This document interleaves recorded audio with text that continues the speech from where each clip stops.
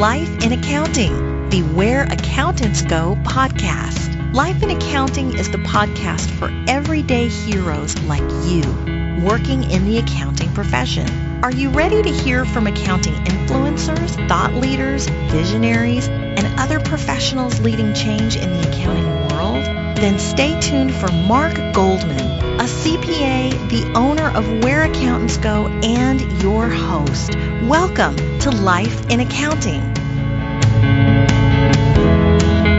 And there's something to be said of when you're sitting in ICU for a week and there's a box right there that you're like, okay, I hope they don't need that. But if they do, look, it's right there. It's not going to get lost. Let's just keep that front and center.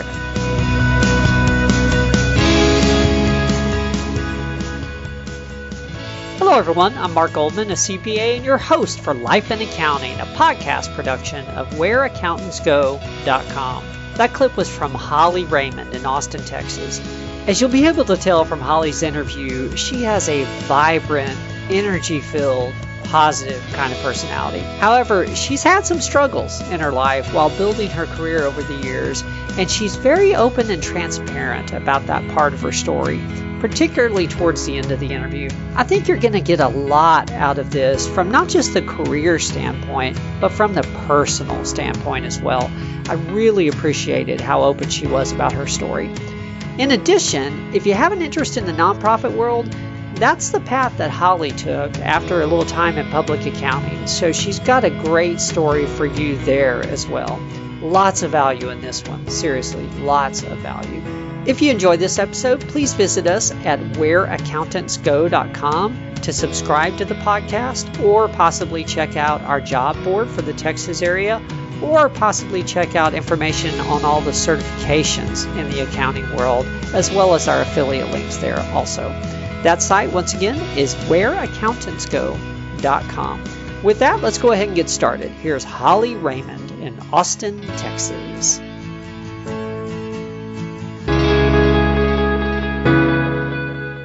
Well, hello, Holly. Thank you so much for being willing to share your career story with the audience today.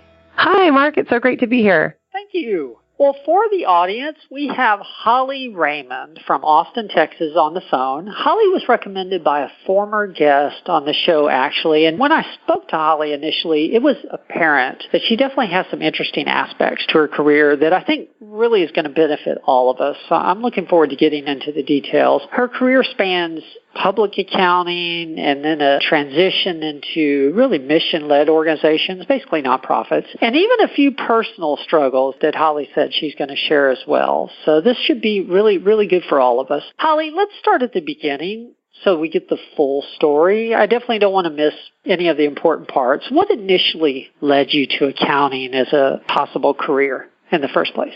Well, I was very lucky because I took an accounting class my senior year of high school with Renee Harrington at Jack C. Hayes in Buda, Texas. So I met Miss Harrington. She was and I'm going to date myself, I'm 39, so I'm going to continue to claim that for the next few months before I turn the big 4-0.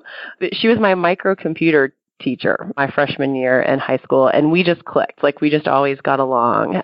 So my junior year, I was a class officer and planned the prom with her and the other class officer. She was our sponsor that year.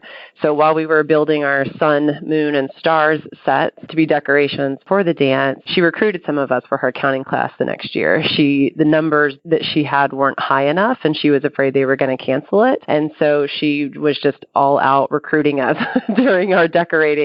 And it was absolutely fantastic. I remember sitting in that class and thinking that I was fluent in a language that I didn't know that I spoke.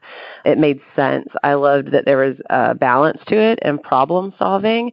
And mainly it was that Miss Harrington was there teaching us as a true kind of mentor and guiding person that just really set me on that future path.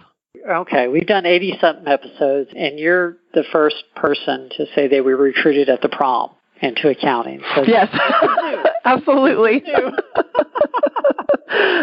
And of course, while we were decorating, we also put completely inappropriate things in the balloons, like staples and staplers and rolls of tape, and all of the things that we could find in her classroom, we put in balloons to decorate. So But yes, Wow. recruited during prom. That is amazing. Wow. So where did you go to college? I went to the University of Texas at Austin. I had always wanted to be a Longhorn, and it was right up the street from our house. It was about 15 minutes from my hometown. Okay. Straight through college, or did you know the entire time that you were going to be an accounting major, I guess? I did. After I took that accounting class, I went straight in at UT and applied to the business school because I had guaranteed admittance, and it was the only school I applied to because I had wanted to be a Longhorn my whole life. And it was a big accomplishment, not just for me, but for my family because I was a first-generation college graduate. UT has the #1 accounting program in the nation, so you went for 5 years and got your bachelor's and master's at the same time. So it was just absolutely fantastic because I got the best education in accounting that I could, and I still got to be a Longhorn, and it was really cheap for my parents. So they appreciated that as well. Yeah, that's always good. Yeah, yes. What was the transition to the workforce like for you? Did you do some internships or just, get your first job straight out? How did that whole process work for you? I did, and that was one of the reasons why I knew accounting was right for me, and especially the PPA program, because they had a 100% placement rate. And so as a 19-year-old kid at UT, the thought of knowing that I was going to have a guaranteed job and not have to live with my parents forever was a big draw. I wanted to be out and be independent and to be able, to be successful. And to me, at the time, that's what success looked like. So we were heavily recruited by it was the Big Five at the time. And I chose to go with Ernst & Young in Austin. They had, I think it was 10 spots that year for anybody, and that was for all the colleges in Texas and, everywhere. And I was able to get one of those 10 spots. So I went audit for sure. I took a tax class, and it's funny with accountants, you're either tax or audit, and you know right off the bat which way you're going to be. And I remember people saying, well, you do have a big personality, so audit's probably where you want to go. I don't know if I guess they didn't have a lot of faith that the tax side could handle me. So it was suggested multiple times by multiple people that I consider audit and that would be a good spot for my quote unquote people skills. So I did an internship with them, and that's how I knew that Ernst & Young was the right firm for me, because I was supposed to do my internship in January of 2000 and figured out that I was pregnant and was due in January of 2000. And so that was a really scary moment of, this wasn't planned for, but is a blessing. And how do we make all of it work? And I just remember going in and talking to the HR person at Ernst & Young and them just being so supportive from the very beginning. I hadn't worked a day for them, but just going through that recruiting process, and you do really get to know everybody, that they were like, absolutely. Well, you'll just do your internship in the summer. What do you think could work? And so they were just flexible right off the bat. So while all of my friends were doing their busy season internships, I was at home with my daughter, Madeline, and then did a summer internship and then wrapped up and finished UT in August of 2001. So I got to walk with all of my friends in May when I was supposed to graduate, and then I still had 9 hours to wrap up that summer since I had taken a semester off. Interesting. Wow, that was flexible of them. Yes, very. You want to talk about, there's some of those crucial conversations in your life, and I was a nervous wreck going into that conversation. And so to have them be so gracious and so accommodating just right off the bat, it was phenomenal. And I think a lot of it, even at that time in the early 2000s, the Big Four, Final Four of the accounting firms were having a hard time keeping working moms. And so what I didn't necessarily see immediately was that it allowed me the opportunity to kind of be the poster child for them of how it worked and how flexible they could be, that you didn't have to be a manager or senior manager or partner to be able to start your family, but that you were able to do it at a younger age because they were so flexible and would accommodate you. So let me get this right, you're finishing the last semester, basically, of your schooling. You have an internship pending, and you have a 0 to 6 month-year-old during that time, right? Yes, yes. Oh, my gosh. Yeah, and Okay. so the UT program, she was 18 months old when I graduated. So the way UT works is you kind of have like that year and a half. So you do your internship and then you still have a full year after that, after you finish your internship. So yeah, Madeline was 18 months old when I walked the stage at UT.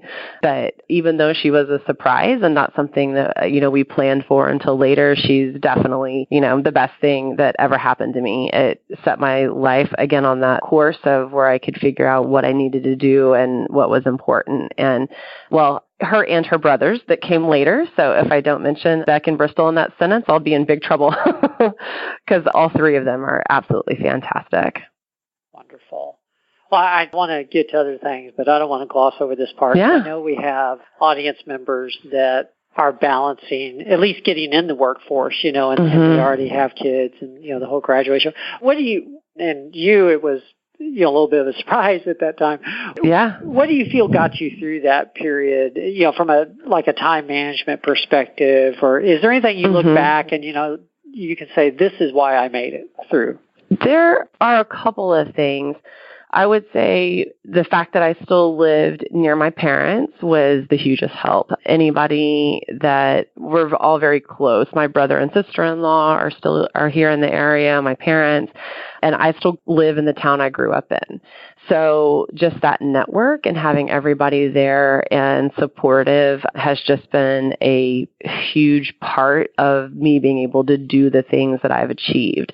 So if I needed somebody to babysit so I could go to a study group, or I needed, certain things, that I was just able to always reach out and get help whenever I needed it, because our village was there and it was strong.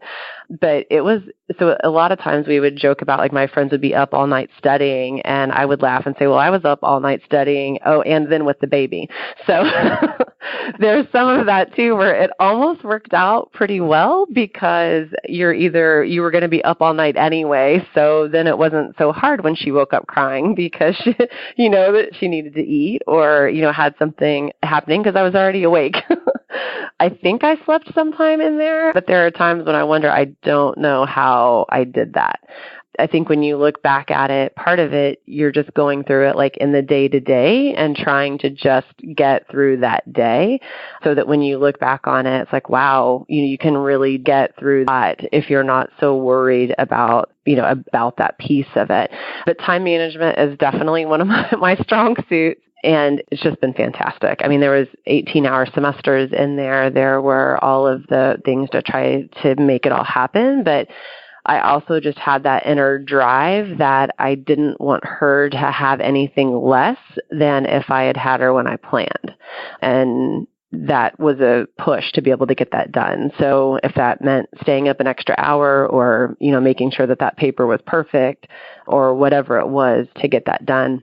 And my husband, Jeff, was working, 2 jobs at the time. And so that I could stay in school full time and still, make those goals that I'd set for myself. Wow. Well, I know you were in public accounting for a while. I know you're doing something different now, but I want to make sure we don't, miss any important points during your public accounting period. So, how long were you in public accounting? What was that experience like? And how do you feel that benefited you? So I was in public accounting for 10 years. I worked at Ernst & Young for 5. And part of that was, being so loyal to them. My plan was always to kind of go into accounting and be there for 3 years, because, you're a staff accountant for 2 years, and then that would give me 1 year to have running jobs and managing staff kind of under my belt. And I thought would open up some more doors. Somehow that turned into 5 years while I was at Ernst & Young. And then, but when I was there, I had great clients and wonderful engagements, and just had such a good time. You can't buy training as good as you get when you're in the Big Four. You just can't.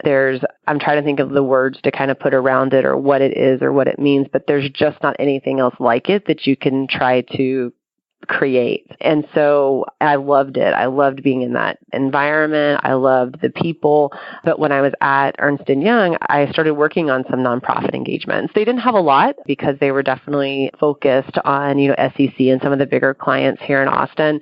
But whenever I started volunteering for those nonprofit engagements, I just realized how much I liked them, and I liked the environment, because they felt really different culturally than the SEC clients did. The staff were usually friendlier, they were happier, they were fun to work with. So I just volunteered for as many of them as I could. And then I moved to Maxwell Lock and Ritter, which is the largest regional firm here in Central Texas. And part of that was because I had my third child in 2006. And then, so they didn't have as many of the required overtime hours as Ernst & Young did.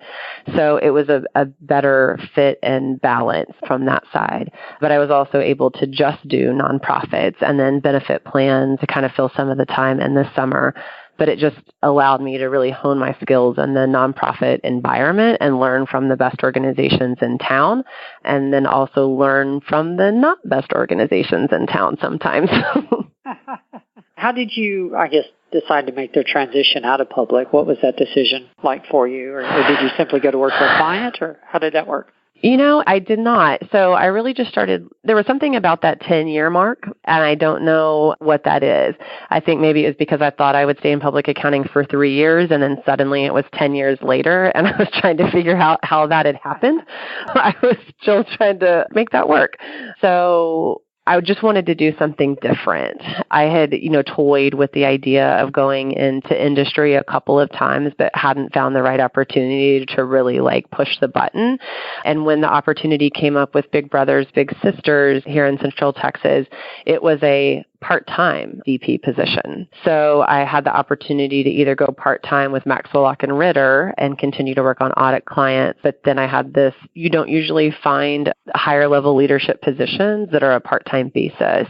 But that was a way that Big Brothers Big Sisters had set it up so they could get a really qualified person that was looking for flexibility. Wow, you're right. I see that occasionally, but usually it's someone that started full-time and then they worked in part-time role. And they went part-time. Mm-hmm. Yes, wow, that was a real opportunity. I'm curious, how part-time was it in the beginning? 30 hours a week. And really it was 40 hours a week during close, 20 hours a week, towards the end of the month. So there was some flexibility, but I also was able to go in at 7 and leave at 2. So I could get home and get my kids off the bus. I was able to volunteer in the PTA and be classroom mom and really kind of do those things while the kids were small. At that point, Bristol was in kindergarten, Beck was in 2nd grade, and Madeline was in 5th. So it was just, again, trying to see that and be there when they were younger, and I thought they needed me more. I then figured out I needed to go full-time because they needed money more than they needed me. But, that's how it goes when they get older. They don't really want you around as much. They just want you to be able to pay for the car. That's funny. Yeah, the need's still there. It just changes a little bit. Exactly. They didn't need me to get them off the bus. They needed me to pay for gas. So how long were you part-time? For 4 years while I was at Big Brothers Big Sisters, that whole 4 years. Okay. Well, take us through your career at Big Brothers and Sisters, up till now. What were your moves like, and what have been the high points? What have you enjoyed? Yeah, it's been fantastic. What do you say? It's been a great ride. And what I learned more than anything is how important relationships are. Because when I got the Big Brothers Big Sisters job, it's in 9 interviews. I've never been so thoroughly interviewed in my entire life. But they had significant turnover. They'd had 6 people in 2 years. And so they really wanted to make sure that they found somebody that would stick. And I just, jumped in and got it figured out. But that was one of the things that the CEO asked me is, if you're going to come here, we need you to stay for at least 2 years. I was like, okay. And I stayed for 4 because it was such a good fit and such a great organization. The work that they do with matching, the bigs and the littles, and to be able to see that work and how you can make the lives of children better, especially with that one-on-one relationship. It was something that really spoke to me because I'd had such great mentors in public accounting. And it's one of those things that you definitely take with you. I'm realizing you went from about 10 years in public accounting to being vice president of finance, right? Mm-hmm. Yes. Yeah. Vice president of finance and operations, I think, was my official title at Big Brothers Big Sisters.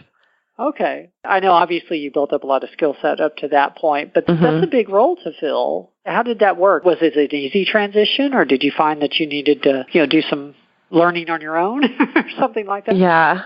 It was definitely one of the harder things for me was just learning the accounting software, which was Abilla. It was a nonprofit specific software, Abilla MIP software. And so just being able to get in and run reports and get into the details, because as an auditor, all you had to do was ask somebody for it and it magically appeared.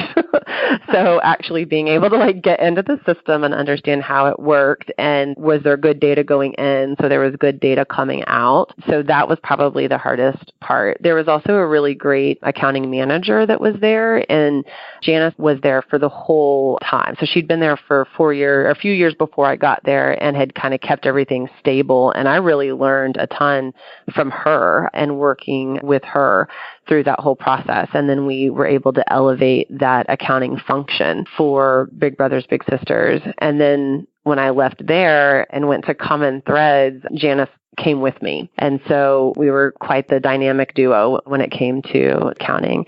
But Big Brothers Big Sisters was about a $2 million organization. So in the grand scheme of things, kind of small. And so it was easy to know everything about the organization. And again, Vice President of Finance and Operations, I did finance, HR, IT, and the building facilities. So all of those pieces. But I was most worried when going into industry. Was the thing I was most worried about. I loved the gypsy lifestyle of being an auditor, because if you had a really bad client or you had a really good client, you were somewhere different every 2 weeks. And so you just kind of rotated around and nothing was ever really the same. And so I was very worried going into industry that I was going to be bored, that it was going to be the same people at the same place doing the same stuff every day, and nothing could be further from the truth. Every day is different. At the 3 organizations I've been, every single day is different. Okay. Yeah, that's the feedback I get from people that decide to go back into public sometimes. It's just they miss the variety. And sometimes the pace, depending on where they went, there's a pace difference as well. So, interesting. Yeah. Okay. Well, take us through that time since Big Brothers and Big Sisters. You mentioned a couple organizations, Common Threads, I think was one of them. Yes. I'm not familiar with that. So they're a national cooking and nutrition nonprofit that's based here in Austin, and they're one of the only nationally operating nonprofits that are here. And so it was a great opportunity for me, one, because it was full-time. And going back to comment A, I needed gas money and a car payment for my daughter. And so being able to go full-time and kind of stepping into that challenge, and then operating a national organization. And I say national, we were operating in 14 cities and 9 states. So we had, 28 staff. We had about 100 contractors that were out teaching the cooking classes. But it was just fascinating to see all of that and the education component and how all of that worked. But the base of it is, the one common thread that brings us all together is food and family. And so the focus was really about teaching kids to cook so that we could get back to the dinner table and have those conversations together over the dinner table, which is something that I took home and really improved our family as well. We still have salad Sundays every Sunday, because that was something that we picked up at Common Threads and then have just kept going. Interesting. Okay. Food and family. I like that. Yeah. When you say Common Threads, a lot of people think it's quilting or something related to clothes.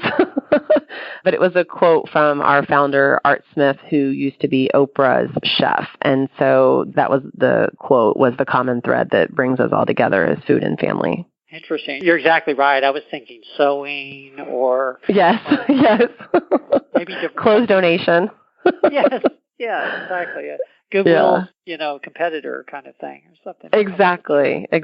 So it doesn't quite fit, but we had a tagline, cooking for life. And so a lot of times we would use that in our logo and things. So if you saw it visually, you would know that it was cooking and not clothing. But that was one of the most talented groups that I've ever had the pleasure of working with. They were the most amazing, just dedication, the hours, the time, and just trying to reach more kids and help more people. And in 2017, we had over 1 million hours of learning with our families and students and teachers. And so that was a big milestone for the team to be able to pull all that off.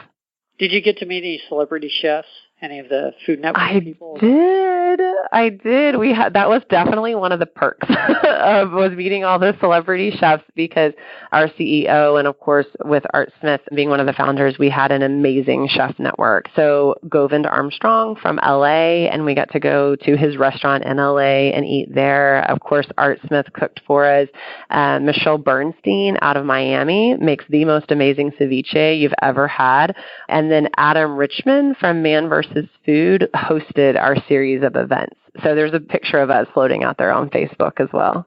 Oh, that is too cool. That is too cool. Yeah. I had no idea, but I remember some of the chefs are getting into that now. Mm-hmm. The whole nutritional side as opposed to just taste. So interesting. Wow. That's cool. It's fascinating. And some of the kids that went through our program were like on the kids version of, was it Chopped Junior and MasterChef Junior? So some of the kids that went through our classes were so interested in cooking, then they would actually compete on some of the televised shows as well. Cool. I've seen that one. I like Chopped Junior. Yeah. Yes, it's one of my favorites. I would watch the Food Network like all day. So how did your career progress from there? So I had a definite career highlight while I was at Common Threads, and I was nominated for Nonprofit CFO of the Year for the Austin Business Journal because of the work that we had done and had gotten started there at Common Threads. I didn't win, but it really is an honor to be nominated. And the cool thing about that was it put me back in the room with a lot of my old friends from public accounting. So my Ernst & Young contacts, my Maxwell Ritter friends, and just getting to see everybody again. And then the opportunity here at Upbring to join their team came out of me running into one of my old friends that night. And Upbring actually called to offer him the position. And he said, no, I'm not interested, but I know who you need to talk to, and was able to recommend me for the job. Wow. Okay. Now, I did a little research on this. I hadn't looked into Common Threads, but Upbring is a foster agency, is that? It is. We do foster care and so much more.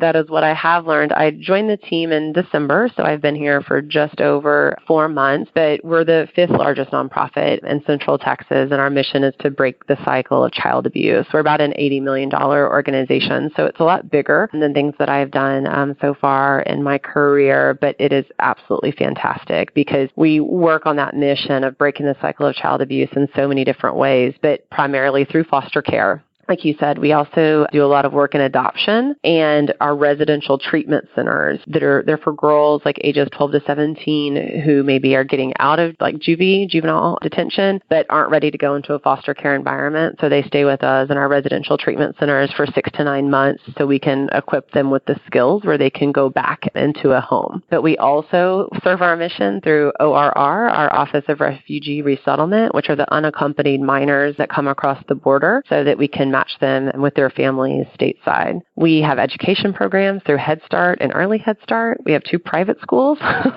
and we're also kicking off a new grant this month through our disaster relief to help serve families impacted by Hurricane Harvey last year, and that's along the Texas Gulf Coast. So there are so many ways. There's about 800 right now, but with that disaster response grant, we'll be closer to 850. Yeah, there's so many ways that we help. Like, it's truly amazing. It makes it so easy to come into work every day. And as I like to say, just leave it all on the floor. That was something my old basketball coach would say, you leave it all on the floor, girls. So, because if you're not completely satisfied with everything that you did that day to help others, you're not done yet. It's such amazing work. It's fantastic. Wow. I know a little bit about the foster process, not a tremendous amount, but it sounds like y'all have got to be one of the largest agencies involved in foster care, at least in the state then, right? Mm-hmm. Yes, that's correct. That's correct. We have about just under 800 kids in our care right now.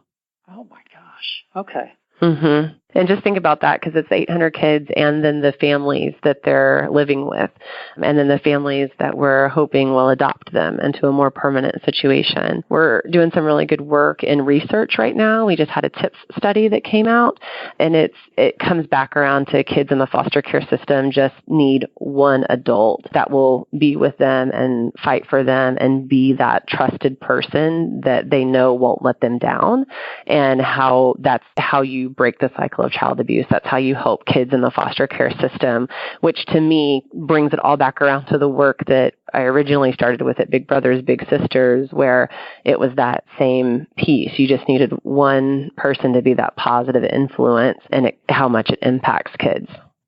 Wow. I had no idea. I only looked at the website just briefly, but when you were talking about the size of Big Brothers and Big Sisters, I thought, Upbringing's probably similar size organization. I had no idea that it was the scope that you guys cover. My God. It is. Wow. Exactly. I've thought that multiple times, Mark. What's your, scope of responsibility there at Upbring? Mm-hmm. So I am the Senior Vice President of Finance, and I'm over all of the facilities. So I have about 7 staff in the facilities side that are out at the locations that we own and operate. And then we have the accounting staff here. We have a team of 13. So my whole team now is 20. Wow. Okay. Times have changed since Big Brothers and Big Sisters. They have.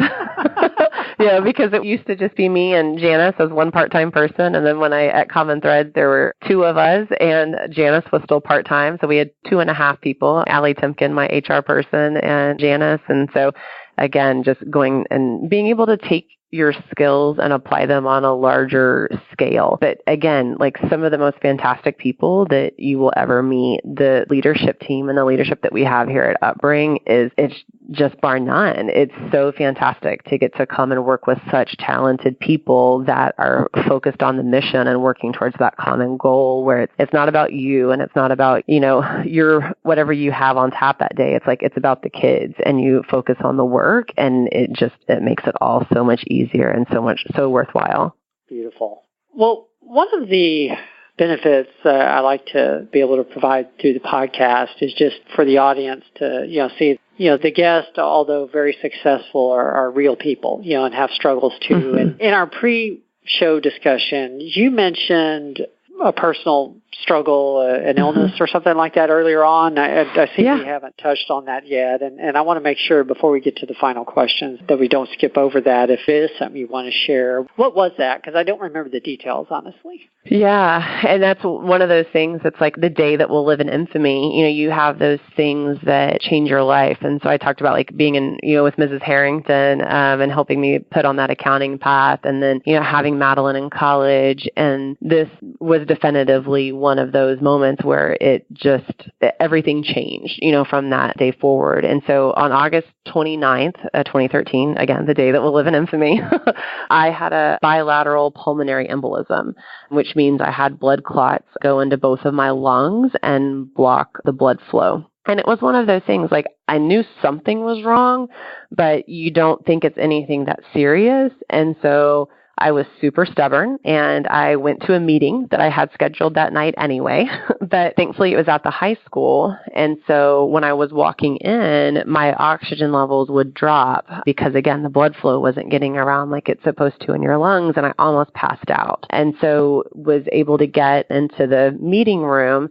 And because we're on the high school campus, they grabbed the sports trainer from the football game that was going on at the same time. So he was able to come over and assess me, and thought maybe I was having a panic attack, or, that there was definitely something wrong. And he goes, well, let's give it a minute and I'll come back. This is one of the benefits of still being in your hometown. This was my high school trainer. So I had known Coach Winters for years. And so, you have that immediate trusted advisor of like, okay, well, whatever he says, we'll go. So when he came back around, he's like, well, let me walk downstairs with you. And I walked out to the elevator and got short of breath. And he goes, this is bad. You've got to go immediately. You're going to the emergency room. You're not going to the meeting. And just had that immediate like, oh, okay. Like I've got somebody, that I trust that's telling me I need to do this. And so they had me diagnosed within 10 minutes of walking into the emergency room that it was a blood clot. And so they immediately, gave me the shots and did all of the stuff to make that happen. But I was in ICU for a week. I had a clot blocker on the table so that if the clots in my lungs broke up and left my lungs, that they would likely cause a heart attack or stroke. And so it was right there when the doctors needed it. And there's something to be said of when you're sitting in ICU for a week and there's a box right there that you're like, okay, I hope they don't need that. But if they do, look, it's right there. It's not going to get lost. Let's just keep that front and center. But the crazy thing about it was, and what we didn't know then at the time, was that the clots wouldn't clear. And so I was sick. We did different medications. I did shots. I did all of these things, and they wouldn't clear out of my lungs. And so I lived with them for 9 months.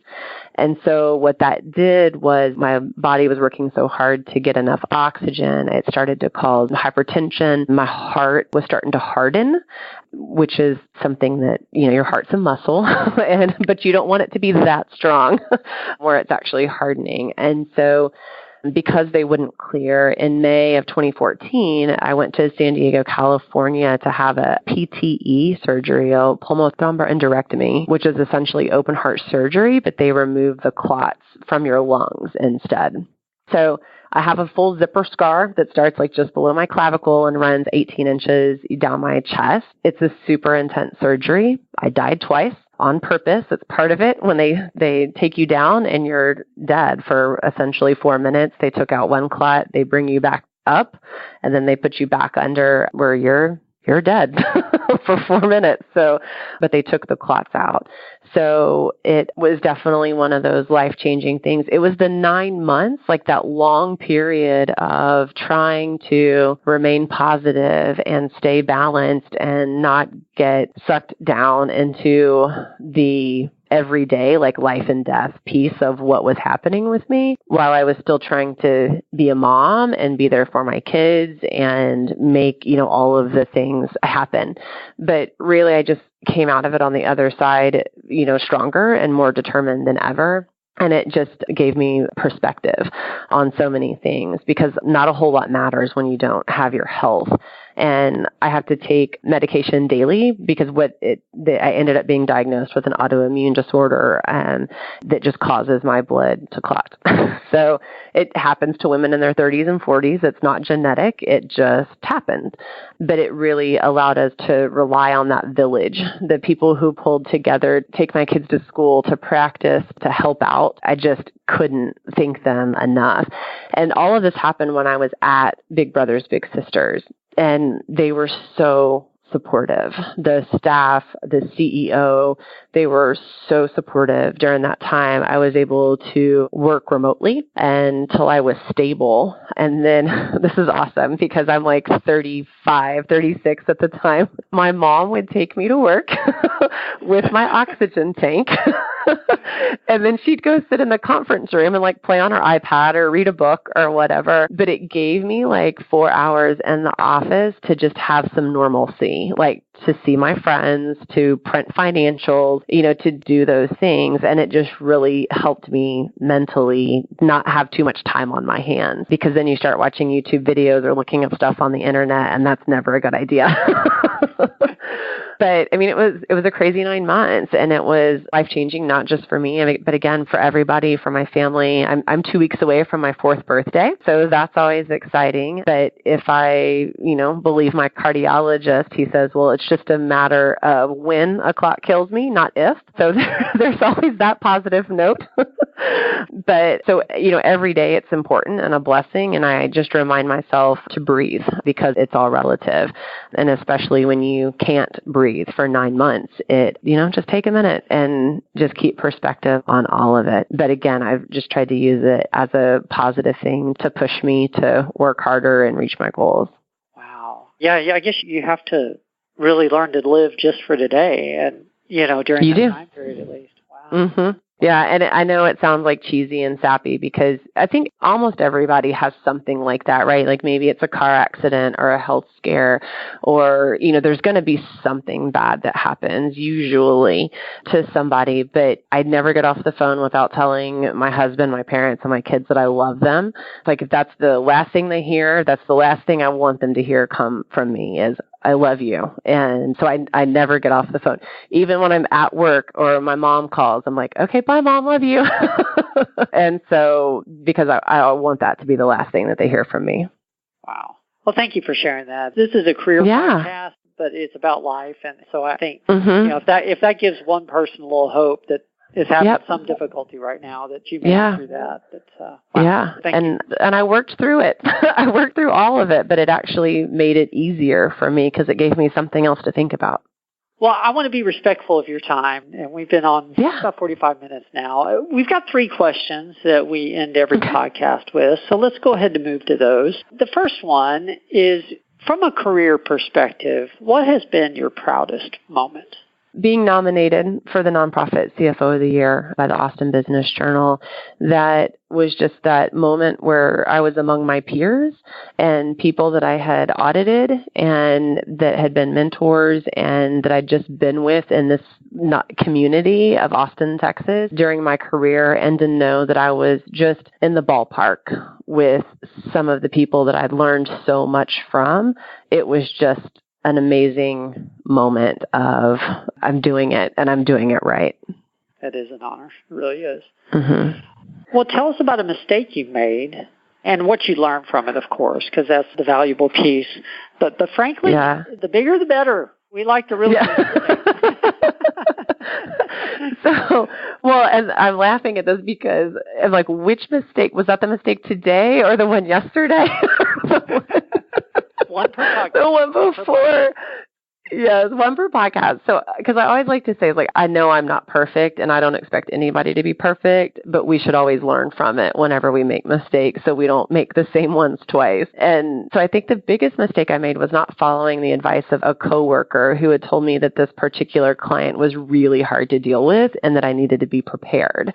And so, it sounds kind of ominous, like, ooh, well, and I'm like, well, I'm pretty cool. Like, I'm a nice person. Everyone loves me. Like, I'll be fine. And just working and trying to get that person to like me, to do like all of the things and trying to make it work and trying to build this relationship. And then at the end, realizing it was never going to work.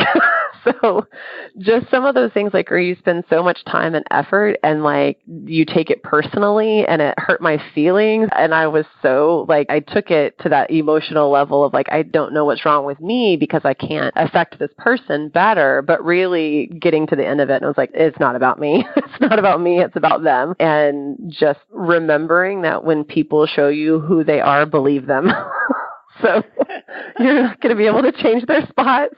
They're still going to be cheetahs or leopards or whatever. Just when they show you who they are, believe them and move on. There you go. That's a good lesson. Yeah. A lot of the mistakes people share are technical, which is good. That we can learn from them. Oh, I've made those too, but the ones that really stick are the people ones, though, because it's so much about relationships. Like, it's the numbers, but it's about the relationships and the people. And I think that's why I remember that one so well, is because, like, it still hurts. Like, to hear that person's name, I'm like, oh, yeah, I couldn't turn that one around. Like, that's true. Yeah, you can't control what other people think. True. Yeah. Very, very true. Well, last question, and then we'll close it down. What is the best piece of advice that you have ever received? So the best piece of advice was the worst thing someone can tell you is no, but the answer is always no if you don't ask. And so oddly enough, I was told that by Ann Richards, the former Texas governor, when I saw her at the movies here in town.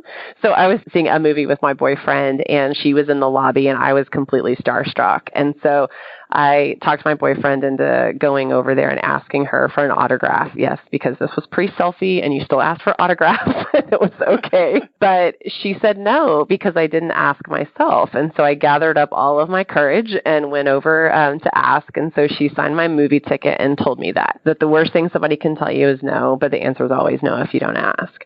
So I've never, ever forgotten that and have asked for a lot more things because of it, because I think being able to speak up and having your voice is really important.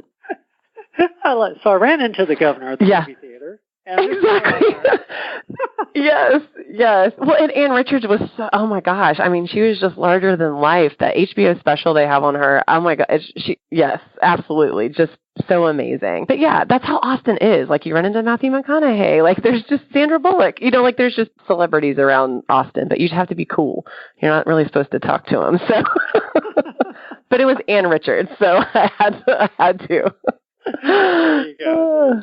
Well, thank you. That is a great story to end this on. I really appreciate it. That's beautiful. Well, for our audience, this has been another episode of Life in Accounting, a podcast production of WhereAccountants.go.com. If you haven't yet visited our home website, please do so. You can find the show notes for this one, of course, but we have show notes for all our episodes. We have links to certification, review courses, and we've got a little job board there for Texas, really filled out for South Texas and starting to expand as well. That's at WhereAccountants.go.com. On that note, Holly, do you have any final thoughts you'd like to leave the audience with? Yeah, I think just go out there and volunteer. Find a nonprofit that's close to you and close to your heart. If you don't have time to volunteer, think about giving money because nonprofits need both. But just get out of your comfort zone. Go volunteer, but don't do the finances. Go do the PR part or the communications or something not finance related. Stretch yourself. Grow as a person. I'm an elected official in my hometown. I never wanted to be in politics or do anything like that. I've grown more from doing that and putting myself out there than anything else I've done. Wow, that is really good insight to end this on. Thank you again to the audience for joining us. We will see everyone next week. There's more to come.